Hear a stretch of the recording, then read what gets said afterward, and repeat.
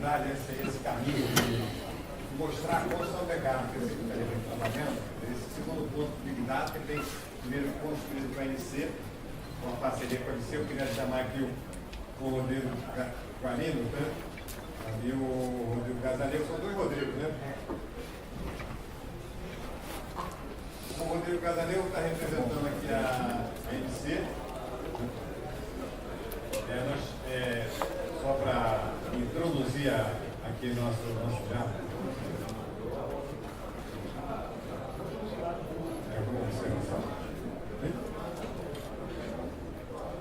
Bem, mas o Rodrigo, deixa eu só introduzir que nós já há algum tempo, uns 3 anos, a Prefeitura tem o Centro de Controle Operacional. E Centro de Controle Operacional, ele tem informação de tempo real parcial, mas não tinha, quer dizer, ali já vinha trabalhando o COR, a própria Secretaria de Conservação, o PENSA, que era um grupo que trabalhava em escolas operacionais, mas faltava uma infraestrutura tecnológica que permitisse armazenamento de dados, pensar as séries históricas e a partir das séries históricas trabalhar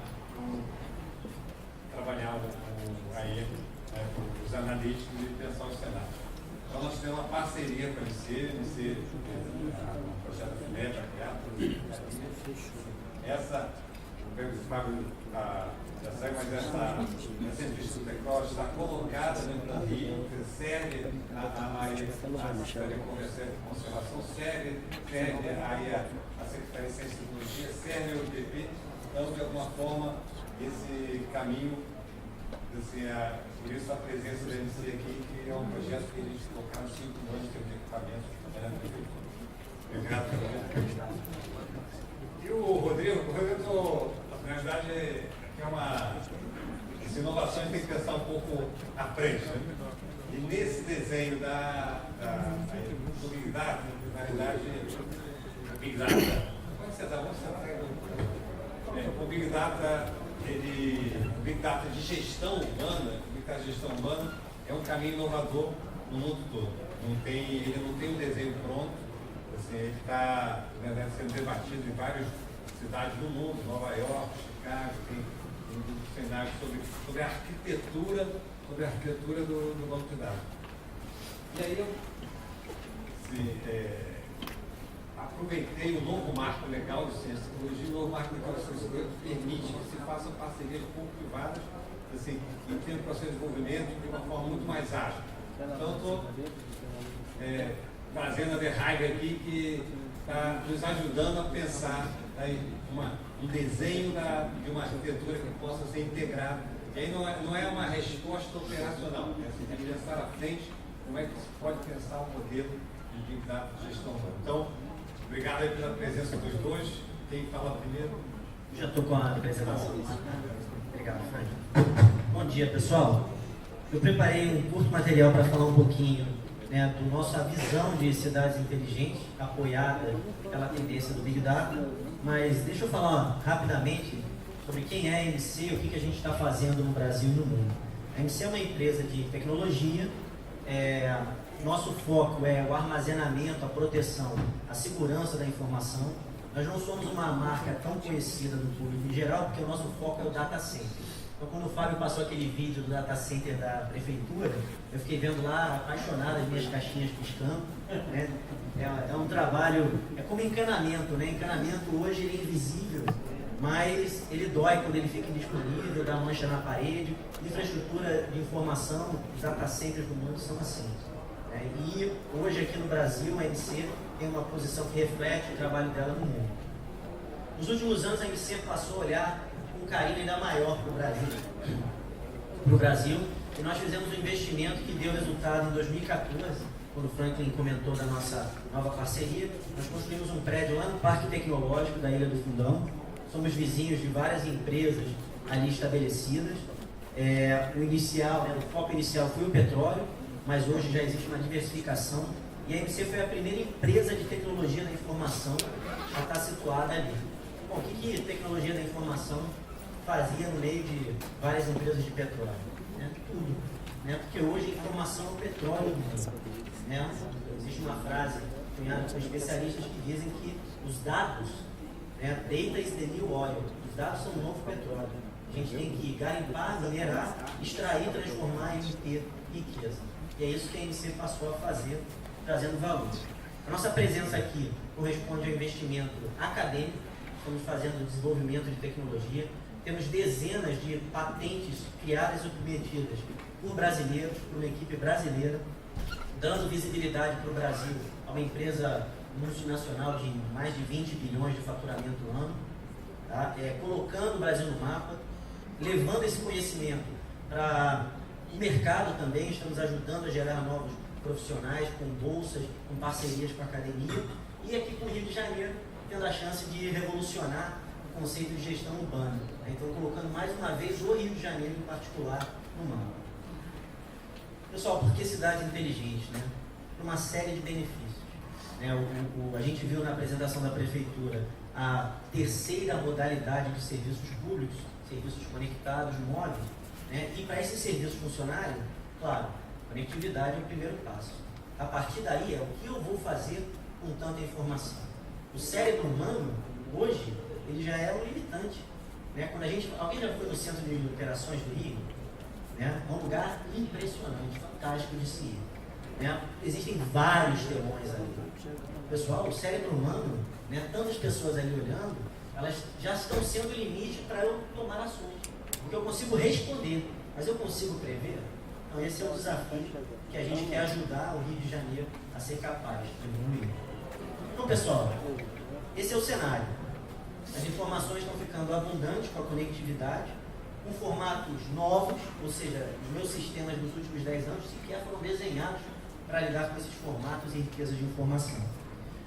E por outro lado, tudo isso vai gerar, lá nos meus repositórios, um grande volume de informações que, se eu conseguir analisá-los, eu tenho potencial para coisas grandes, coisas diferentes, benefícios em todos os campos. Então está mais ou menos isso aqui. Como é que eu capturo, concentro, compreendo a informação que está acontecendo, seus diversos sintomas, e como é que eu trabalho a tecnologia por trás para permitir retornar esses eventos em decisões. Né? Os administradores hoje, os líderes, dizem que as melhores decisões são as decisões embasadas em dados. Então, a cidade inteligente, na nossa visão, ela consegue ver os sintomas, ela é como um grande organismo, ela consegue notar os sintomas e ter um diagnóstico a cada momento do que está acontecendo. Fazendo mais um paralelo com a medicina, né? Como a gente sair daquela nossa estratégia do check-up anual para passar a ter uma pulseirinha, um dispositivo da internet das coisas, um Fitbit, e a cada momento eu saber como está o meu batimento, a minha glicose, a minha saúde. A cidade inteligente é isso. Ela tem um Fitbit em todas as áreas de segurança, de mobilidade, de saúde, e ela consegue se ajustar rapidamente. E melhor ainda, ela consegue alimentar os nossos estrategistas, que o Rodrigo provavelmente vai falar em seguida, para dizer, olha, as melhores arquiteturas para o futuro vão caminhar nessa direção. Okay? Então, isso são decisões baseadas em informações. E também muda um conceito, né, que aí tem a ver com o que é o Big Data. Big Data é um grande termo que hoje está sendo discutido em todos os grandes eventos de computação, que é justamente essa capacidade de colocar poder analítico em um grande volume de informações. Só que mais do que isso, Big Data permite que eu aumente a maturidade analítica da minha organização, no caso aqui da cidade. Ora, a análise mais simples que eu consigo fazer olhando para os dados é o passado. Quer dizer, o que aconteceu? E a gente faz isso, né, com extratos bancários, com folhas de pagamento. A maioria dos sistemas de inteligência do mundo estão nessa fase. A gente quer evoluir nessa cadeia e poder dizer o seguinte: por que aconteceu? Que sintomas causaram isso? Eu quero ir mais adiante para a minha cidade e dizer o seguinte: olha, o que vai acontecer? Baseado num histórico de dados, o meu sistema de computação, além do olho humano, está vendo sintomas se repetirem que podem levar a eventos futuros. Olha a evolução. Então, talvez hoje, a minha capacidade visual me dá a informação forense. Passado me explica o presente. Agora, Como é que eu consigo olhar adiante, olhar para frente? E mais ainda, essa é a mágica dos gênios do Big Data. Quem são os gênios do Big Data? Por exemplo, aquelas empresas que você vai comprar online e aí ele diz o seguinte: olha, eu tenho uma recomendação para você, na hora da compra. O que é isso? É mágica? Não, isso é inteligência analítica que conseguiu achar você, indivíduo, no meio de um conjunto de comportamentos e fazer uma recomendação na hora da sua decisão que vai influenciar uma ação. Eu estou moldando o futuro. Esse é o futuro. Como é que eu melhoro a segurança, a mobilidade das pessoas? Dando ao cidadão informações relevantes em tempo real para ele agir para o seu próprio bem, motivado, portanto, para agir, e pelo bem da comunidade, pela cidade. Coisa como, por exemplo, olha, vamos pegar um outro caminho no trânsito hoje, porque tem uma manifestação ali perto da cidade nova e ninguém chega atrasado. Essa é uma inteligência e o impacto acontece. Bom, para tudo isso acontecer, para o Big Data acontecer, eu preciso pegar esses dados todos abundantes e colocar eles juntos em algum lugar, em algum lugar lógico, às vezes hoje o data center não precisa ser um único prédio, e quando conseguir processá-los. O conceito que hoje a indústria chama é o lago de dados, é o Data Lake.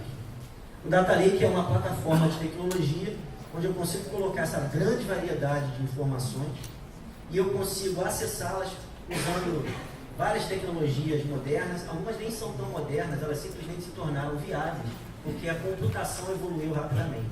Aquelas histórias do poder computacional do meu celular é maior do que da Apollo 11. Isso é uma realidade. Como é que eu tiro proveito com isso? Eu consigo pegar modelos matemáticos de 50, 60 anos, que antes tomariam anos, e fazer novas ações a cada segundo, ou até mais rápido, dependendo do que eu quero fazer. O Data Lake é o princípio de tudo, ele é a fundação. E a AMC, como a gente falou dos equipamentos que estão lá dentro da prefeitura, nosso primeiro passo foi dar essa fundação. Olha, vamos fazer uma parceria junto da FINEP, da Prefeitura do Rio de Janeiro, vamos dar uma fundação. E hoje nós estamos evoluindo essa fundação, inclusive o que nós estamos aprendendo aqui no Rio de Janeiro juntos na jornada, junto da Prefeitura, junto do Grupo Pensa, nós estamos levando como inovação para os 80 e muitos países que a AMC atua na forma de soluções para o mercado. Ou seja, o Rio de Janeiro ele não está mais aprendendo, ele está inovando numa empresa multinacional. Então, algumas dessas soluções, eu vou mostrar aqui para vocês, são, por exemplo, esse quadro confuso aqui. O que é isso? Isso é uma plataforma de hardware e software que integra vários componentes de tecnologia e que nós evoluímos dessa fundação, aquela camada preta ali embaixo é a fundação, que eu falei, e aplicamos a nuvem, o Big Data, as novas estruturas de armazenamento, e vamos deixar isso pronto para a Prefeitura do Rio de Janeiro saber usar e alavancar aquela terceira plataforma de serviços públicos inteligentes, da Cidade Inteligência. Essa solução hoje nasceu aqui no Rio de Janeiro, ela virou um pacote de soluções mundiais que a AMC está levando para várias outras organizações, aplicados a cidades inteligentes ou aplicados a outros desafios de suporte à decisão, a indústrias, a sistemas de manutenção de grandes equipamentos pesados instrumentados, que chamamos de manutenção preditiva. Enfim, o impacto é muito grande. Mas o Rio de Janeiro é o nosso laboratório com benefícios, não é o laboratório que tudo explode e dá errado, é o laboratório do bem. E o mais legal é o seguinte: o que essa plataforma se traduz?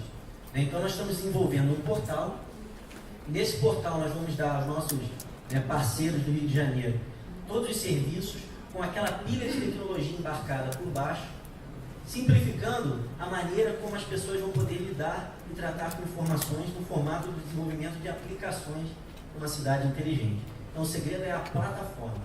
Essa plataforma tem todos os atributos de crescimento, desempenho, escalabilidade, tecnologias incorporadas, e a ideia é consumi-la através das aplicações, que no fundo, a gente ouviu aqui a ideia da Prefeitura, é a interface entre o usuário que necessita da inteligência e o profissional de tecnologia da informação.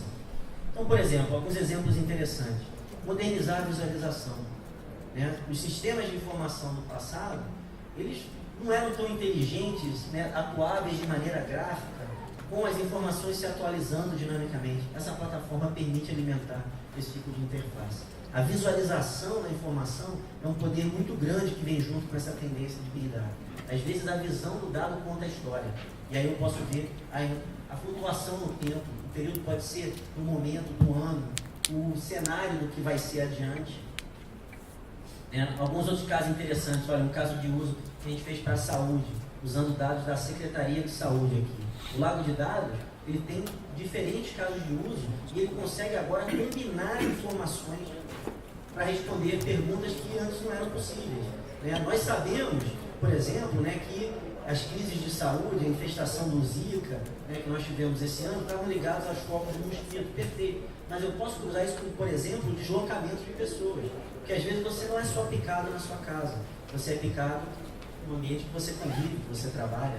E esse tipo de visualização, de repente, pode mostrar e explicar esse tipo de fenômeno. Para ver, por exemplo, que olha, eu estou fazendo uma campanha que está olhando para as casas, mas de repente ali nas obras, o Rio de Janeiro é um grande canteiro, que graças ao esforço e investimento, também virou uma proliferação de áreas de risco fora da responsabilidade pessoal individual.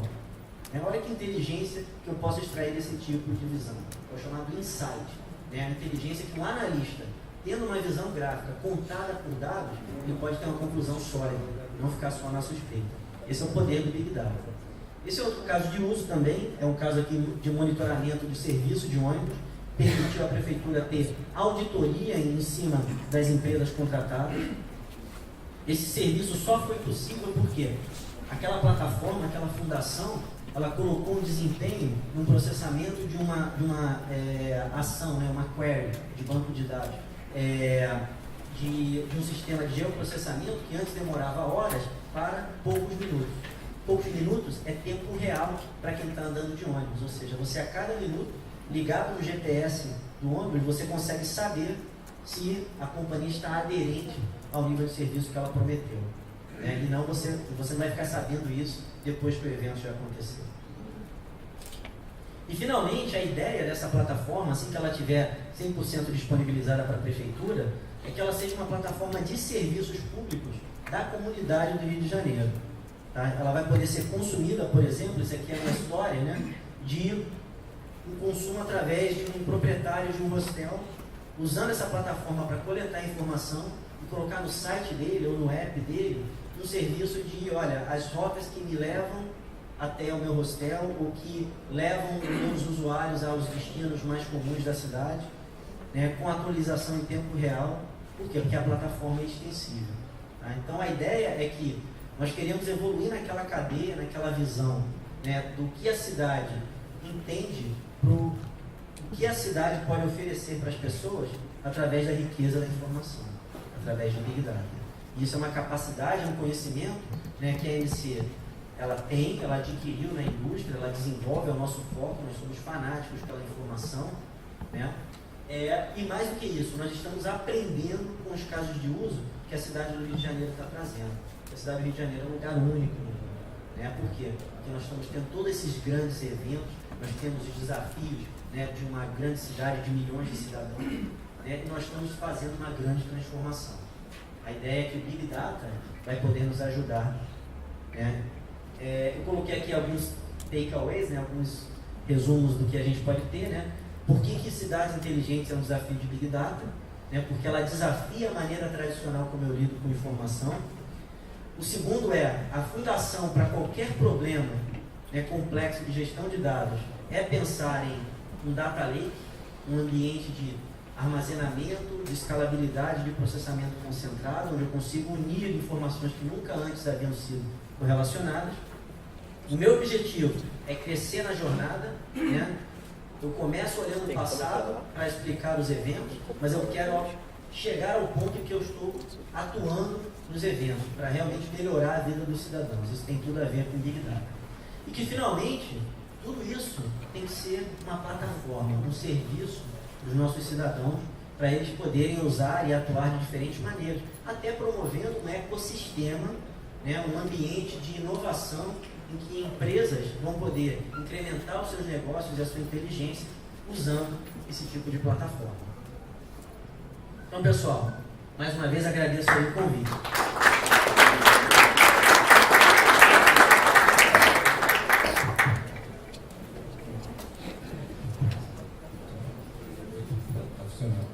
Primeiramente, queria agradecer aqui a presença de todos, né? E a apresentação, na verdade, vai ser um formato um pouquinho diferente, né? Realmente vai ser vou tentar aqui uma coisa mais de bate-papo com vocês, tá? Ser uma apresentação tão formal. Compartilhar um pouquinho da minha experiência em Big Data e que eu acho interessante no contexto de Smart Cities, né? Quer dizer, como é que esse conceito pode ajudar nisso, tá? E também aí eu vi um pouco do que vocês pensam, né? Bom, eu comecei em 97, trabalhando com internet aqui no Rio, sou do Rio, um provedor de acesso chamado OpenLink, inclusive tinha um backbone da Embratel, etc. Um provedor bem antigo, pessoal, aqui no teleporto, até me senti um pouco em casa, aqui, um pouco pertinho, né? E logo depois eu fundei um site de comparação de preços chamado bondefaro.com, né? A gente brigou bastante com o Buscapé, até a gente se uniu em 2006, onde eu fiquei também como fundador da nova empresa, né? Evidentemente, Big Data para mim, de uma certa forma, começou muito antes, né? O Bondefaro foi fundado em 2000, comecei a trabalhar com 97, e nesse meio digital, você utilizar as informações e buscar aplicação com um volume grande de dados já era uma coisa você tinha que fazer, né? Já no final de 90 para 2000, claro que os volumes nem se comparam ao que a gente tem hoje, mas o mindset já era voltado para isso. E esse ano, eu, junto com o Ederson, né, a gente começou essa iniciativa da The Hive no Brasil. O que é a The Hive? A The Hive é um estúdio de cocriação, tá, de empresas, de startups.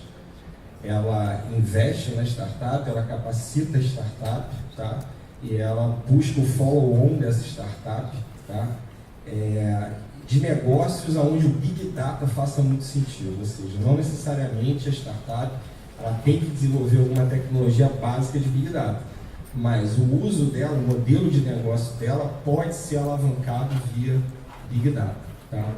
E para isso a gente tem, a The Hive começou em 2012 no Vale do Silício, a sede dela é lá, tem na Índia, em Bangalore, e a gente começou no Brasil, início desse ano, a The Hive Brasil.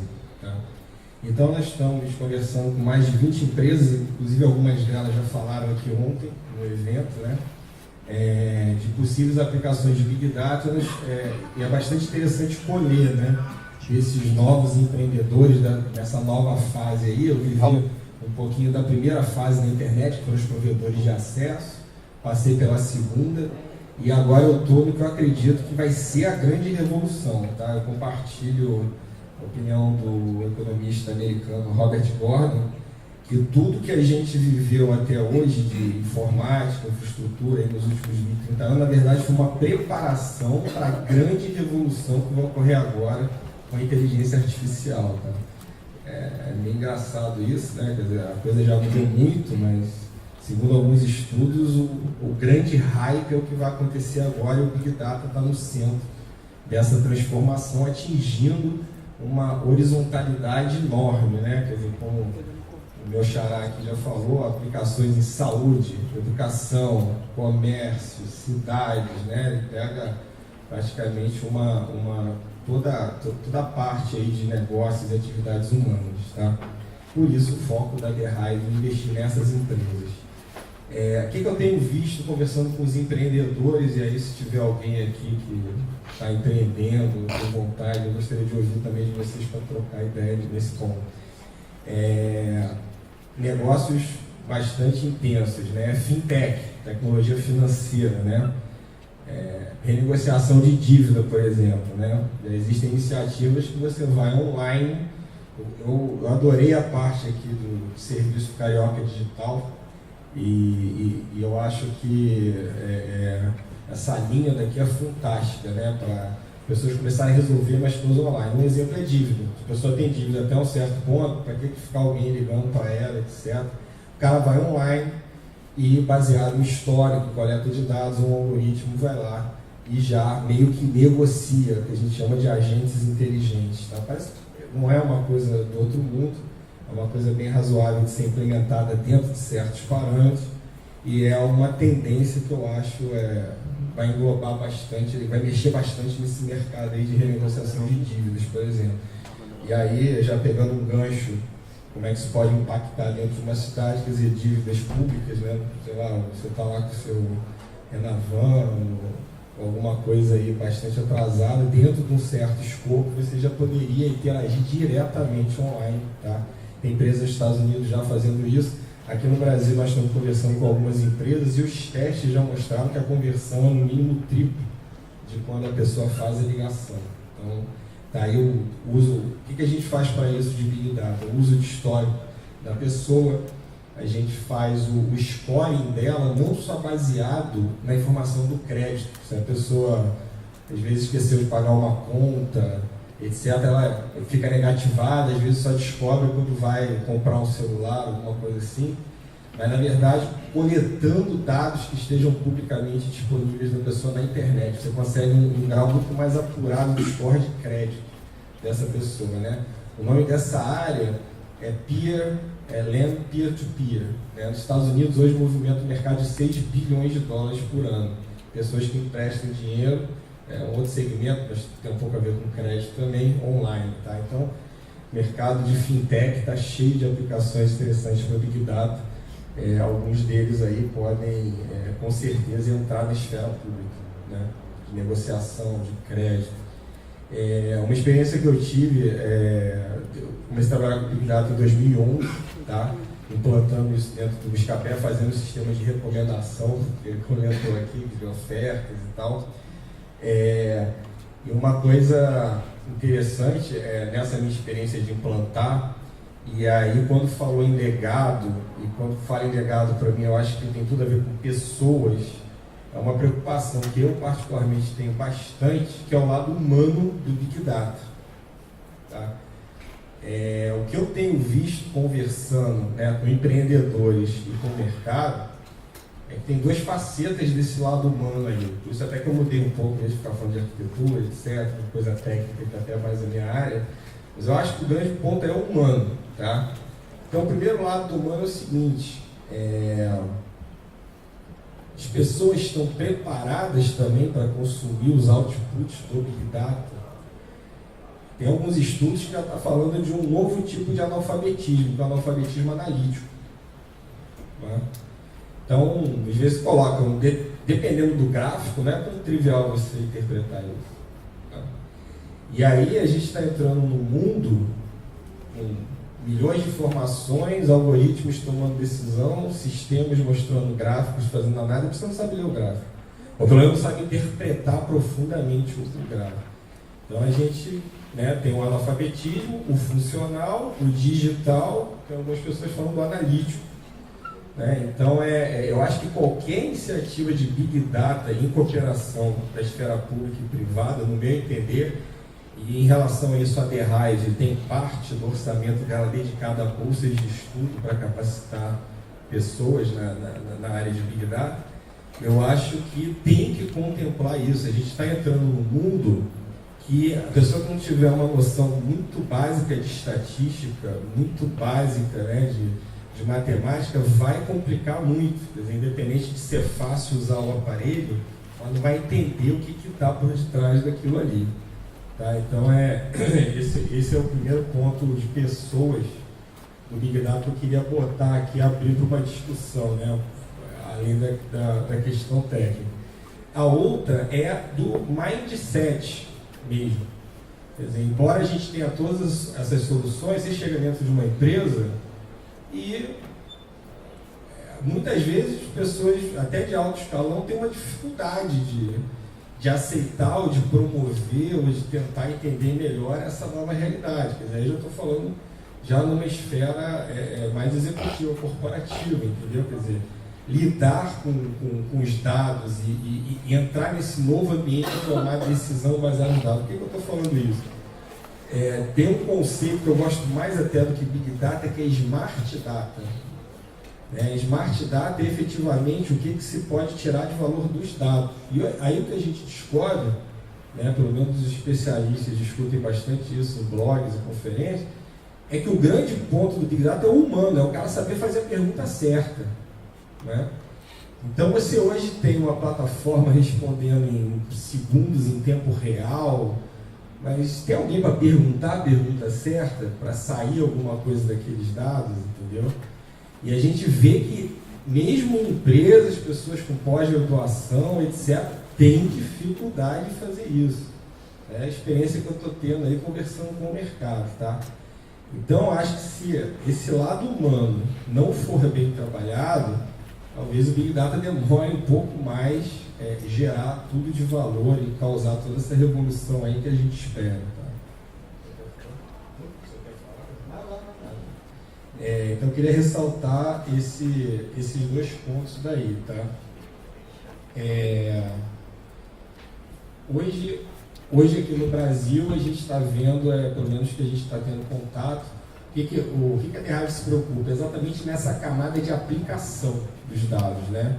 Então tem a camada de infraestrutura, que o meu xará aqui falou bem aqui da MC, né? A parte de armazenamento, storage, conectividade, uma série de questões, né? E em geral a gente fala no mercado, chama isso de data engineering, claro que os jargões às vezes variam um pouco, né?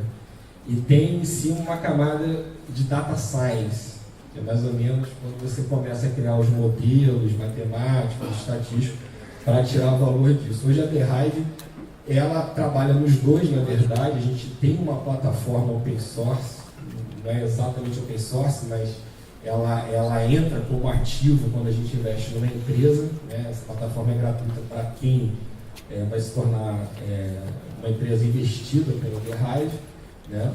Para armazenamento de dados e essa parte mais de data engineering. E a gente trabalha desenvolvendo, em geral, em conjunto com a empresa, a camada de data science, quer dizer, como é que a gente coloca inteligência em cima desses dados daí.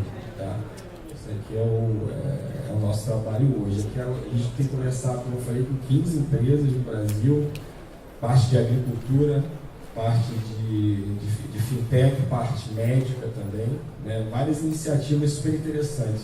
E por eu estar também muito em contato com o Vale do Silício, quer dizer, a sede da The Hive é lá, né? E a ideia de investir em empresas no Brasil é aproveitar os nichos que existem. Outro ponto bastante positivo que eu fiquei extremamente feliz de ver aqui na apresentação anterior é essa interação e esse incentivo à interação entre o público e o privado no Brasil, porque eu não sei se todo mundo tem conhecimento, mas o Vale do Silício, que passa uma imagem muito só das grandes empresas privadas, etc., ele só aconteceu por causa de uma forte interação entre o público e o privado lá. Pra vocês terem uma ideia, 80% da verba do início do Vale do Silício, final dos anos 70 e início dos 80, foi bancado pela National Science Foundation, que é um organismo que tem uma participação muito grande de dinheiro público, né? Então não é, a gente pensa lá, só pensa em Google, pensa em Facebook, essa coisa toda, isso daí é fruto de um investimento lá atrás, dessa parceria que é exatamente o que está acontecendo entre a MC, a Prefeitura e todas as empresas. Eu fico bastante feliz de estar vendo isso daqui. Bom, aí como eu disse, não quero me alongar muito, eu queria trocar com vocês aí, se alguém está pensando em fazer uma startup, quer fazer uma startup, quer aplicar Big Data, etc. Se eu puder ajudar, tô... Olha só, você falou um pouco menos, então vamos abrir um pouco três perguntas, que ele está com uma ideia de um diálogo, então não tem muito tempo para esse diálogo, né? Mas eu vou só fazer uma curiosidade, né? Que envolve também, por isso, o convite para você. É o seguinte, na verdade, desde que a gente está aqui, a gente entrou na prefeitura, a gente vem discutindo com a Procuradoria a possibilidade de parcerias público-privadas. E eu vinha defendendo já há alguns anos, isso em função até da ambiência do Vale do Silício, que a gente pudesse ter, por a luz aí, que a gente pudesse ter uma parceria público-privada que eu tivesse royalties. Porque tem um investimento da prefeitura. não deu para fazer com o MC, porque ele não tinha esse ambiente. Hoje, o marco legal é construído assinado pelo presidente Dilma e de alguma forma com algumas regulamentações do Congresso, a gente tem hoje, em termos de desenvolvimento, a possibilidade de parcerias privadas que vão também royalties que irão para um fundo de ciência e tecnologia que está inclusive existente dentro da prefeitura. Então, isso é um pouco o caminho que eu acho que está de alguma forma sendo pensado que permitiria também essa. Bem, vai ficar para 3 perguntas. Está muito fácil. Estou vendo minha secretária de Educação aqui, vendo atentamente a sua vez. Não tem microfone, não? Bom dia. Como você já fez uma parceria com a prefeitura, provavelmente você teve alguma dificuldade nisso, nas tomadas de decisões. O seu companheiro do lado já passou por isso, que é justamente saber fazer as perguntas certas. Então, eu gostaria de saber se, além de fazer as perguntas certas, o segundo passo seria qual fonte de dados primeiro a extrair e evitar qual tipo de erro. Tem mais alguma pergunta? Senão eu vou.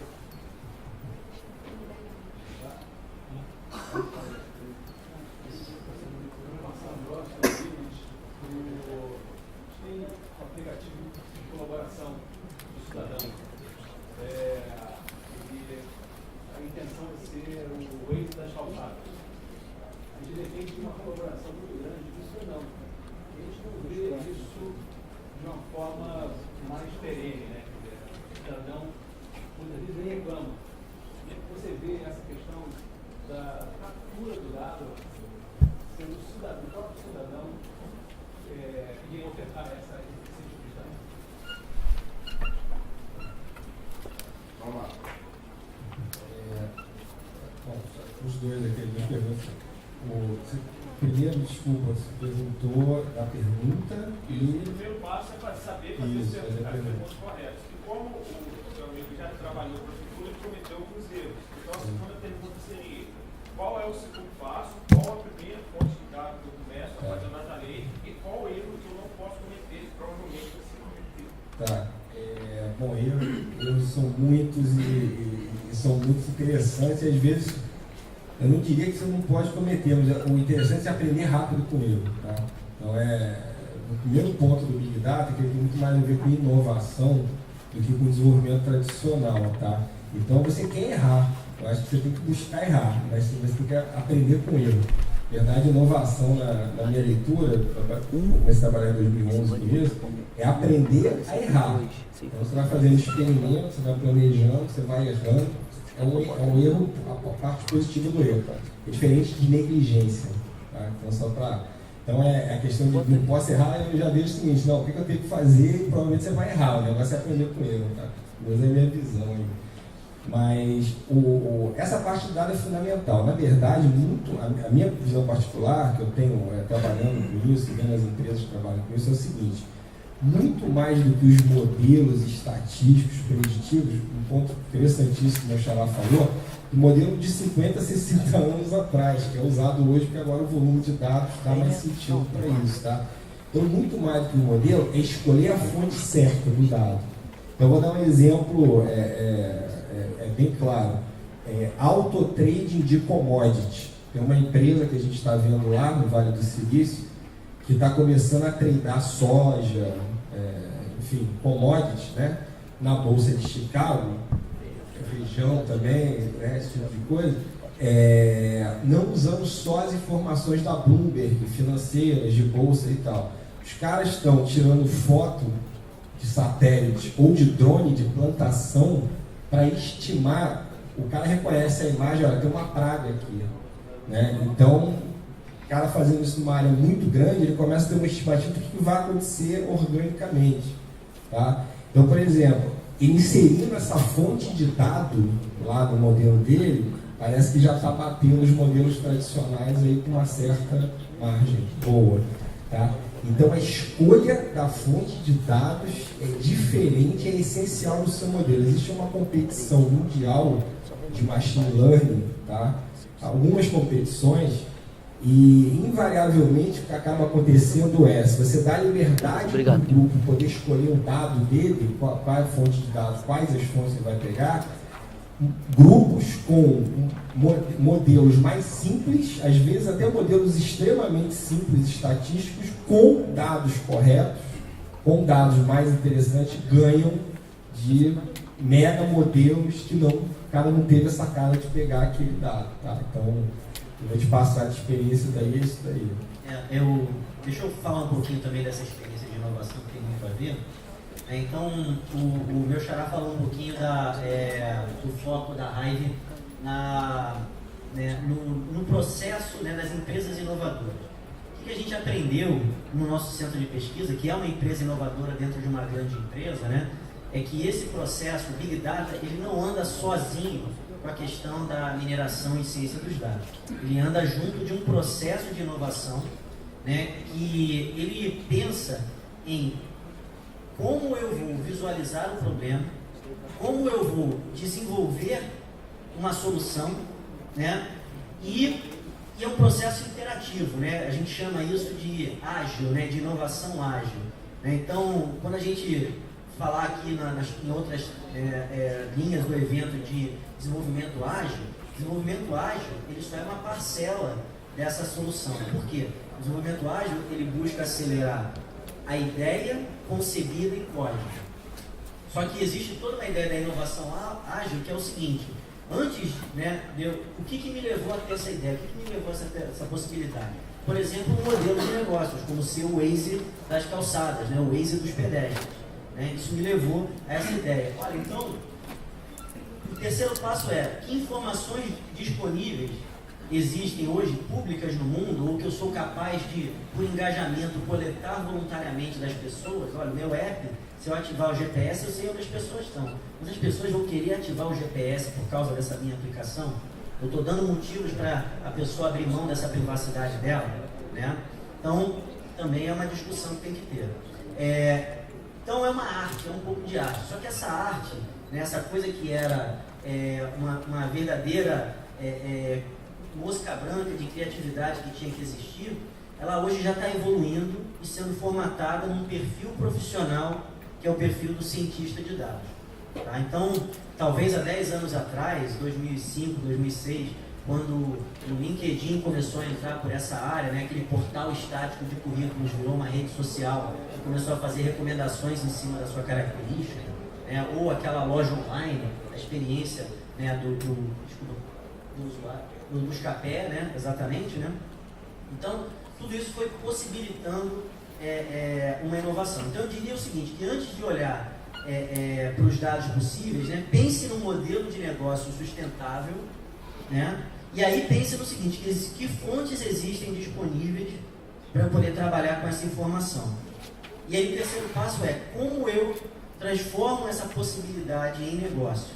Né? E é um negócio que tem um ciclo de interação super rápido, ele envolve um desenvolvimento ágil, e parte do desenvolvimento ágil um mínimo viável para eu colocar no ar, para eu aprender, para ver que direção eu melhoro. Não é como implantar um RP que demora 1 ano e meio, 3 anos no projeto, que eu já sei o que vai acontecer lá na frente. Nesse projeto eu não sei, eu posso seguir por um caminho e os dados dos resultados me disserem, olha, não, meu modelo agora é outro. Né?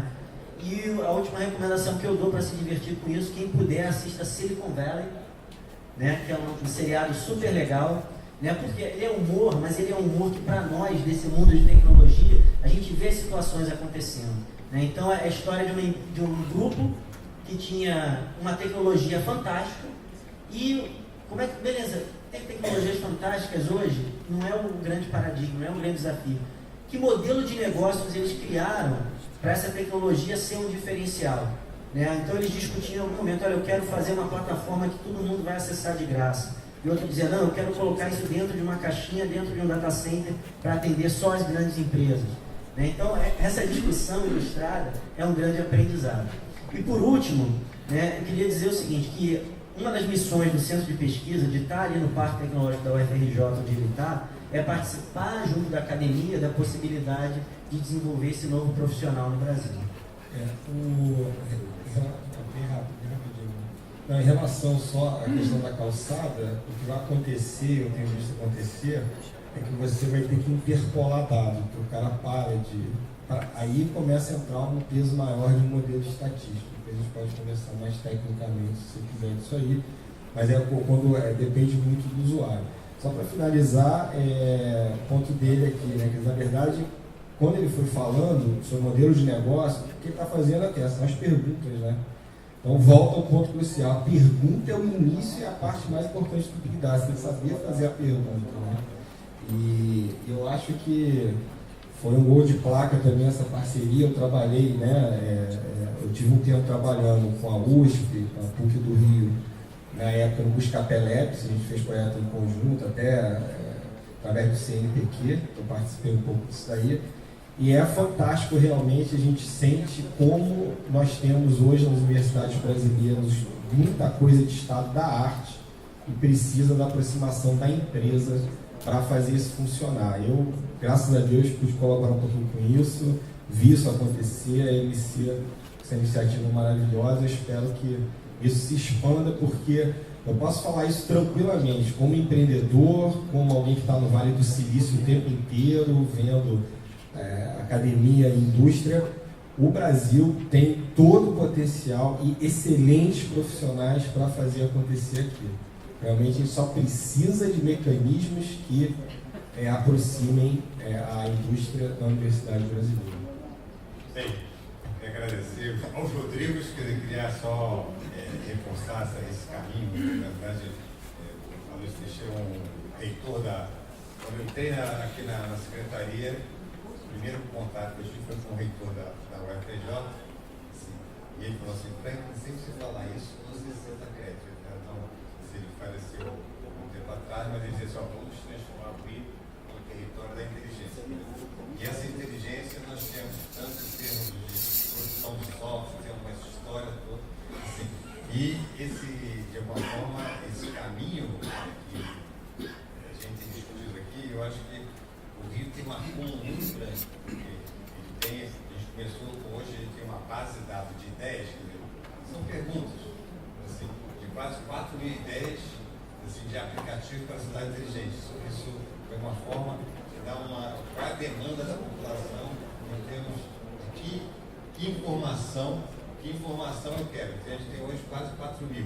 Assim, a partir daí nós tivemos o Rio Data Mining, depois trabalhamos com 3 bases de dados, que foi o turismo, os dados do turismo, que não são da prefeitura, os dados do COR, e os dados do PP, que são dados estáticos do censo.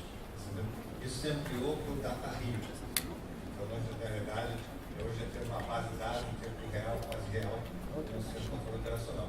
E os aplicativos, quer dizer, eles estão populando, não só o Rio Apps, quer dizer, que a gente tem mais de 100 aplicativos sobre cidades inteligentes, como o COR tem aplicativos, você não tem como, assim, na verdade, controlar a produção de aplicativos. Ele faz parte do movimento que a prefeitura tem trabalhado. Então, o que a gente espera é que a gente possa fazer essas parcerias, continuar a parceria com a MC, fazer parceria com o Terraire, dentro da arquitetura, mas dessa vez com royalties. Obrigado.